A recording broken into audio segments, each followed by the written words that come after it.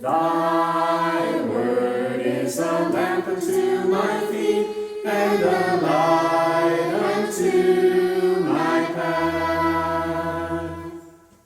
Today we'll be looking at Psalm 64.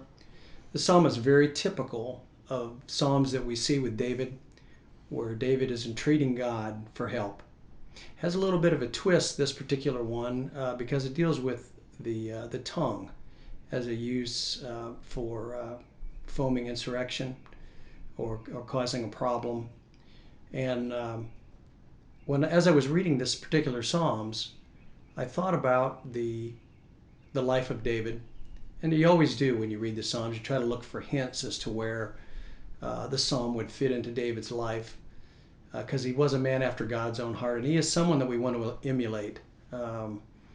So we look for times in David's life when it would fit. And as I said, it came to my mind about Absalom, David's son, when he fomented insurrection against his kingship.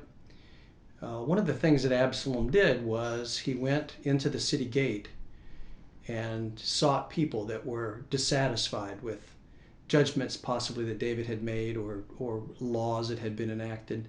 And he said, "Oh, if I were king, what I would do." And he used his tongue to subvert the things that wise King David was doing. And if it can happen to wise King David, it can certainly happen to us. And I think we should think about it in terms of the church as well. It's something to give thought to. So let's read the Psalms and think about that, at least on that particular line. There would have been other times, of course, this would have fit into, but I think Absalom is a good point. That would be 2 Samuel 15, chapter 15, verses 1 through 6, if you'd like to kind of do some homework on that. Chapter 64. Hear my voice, O God.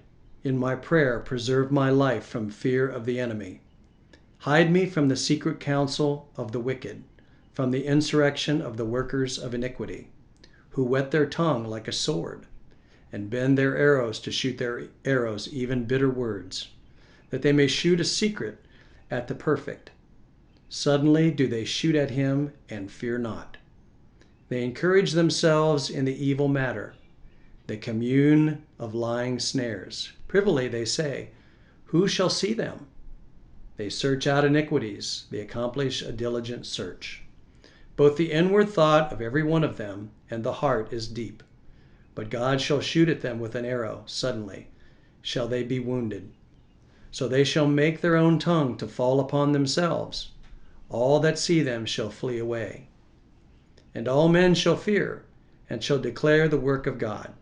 For they shall wisely consider his doing. The righteous shall be glad in the Lord and shall trust in him, and all the upright in heart shall glory. The first thing we want to see before we even address this is the faith that David has, that despite all of these things, God will ensure that the man of God will prevail.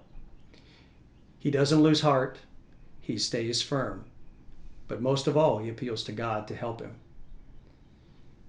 David knows that God will protect him. He knows that God will faithfully lead his people and that David has been the chosen one to do that. Notice the enemies of David, how they use their tongue in secret, verses 3 through 5. They don't do these things right out in the open. They do it secretly. They do it sneakily, behind the scenes, in the dark. David worries about this person more than anybody else because he knows that he can fight a war. He's won many wars, many open battles. He can fight those. But when someone is secretly doing these things, it's more of a threat. And this is what Absalom was doing. His own son, his trusted family, out there circumventing his kingship. What a shame. Whoever this was that David was talking about, they were seeking his demise. They wanted him to fail. And by his failing, that would drag down the people of God. What a horrible thing that is, to actually fight against God, to fight against God's own chosen king, the one that he had chosen to lead Israel. David is confident, though. He knows that he will prevail. He knows that they will ensnare themselves. They will get too confident and that God will bring them down, and that it will be by their own words that this will happen. The conclusion of the matter, I think, is that God will protect us. God will take good care of us. We need not fear what others may say about us or do. All we need worry is that we are doing God's will and that we are studying to show ourselves approved, the workman that needeth not to be ashamed. The takeaways from this are, let's look at, first of all, at the reliance that David had on God. He was not afraid. Let's further take this, though, into the church. Let's take this into our dealings with the elders, to other church members, to the preacher. Let's not backbite one another. Let's not use our tongues in this way to destroy the leadership of God. If we don't like a decision and it's a scriptural decision, let's accept it. Let's get behind the elders and do what needs to be done.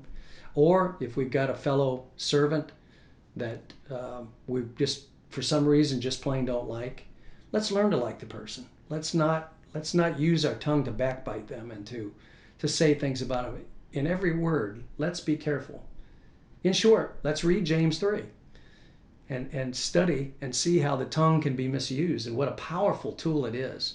And let's not be caught up in these things, for we're living in times that are difficult enough, and we've got such a great hope. Let's not ruin it by the misuse of our tongue.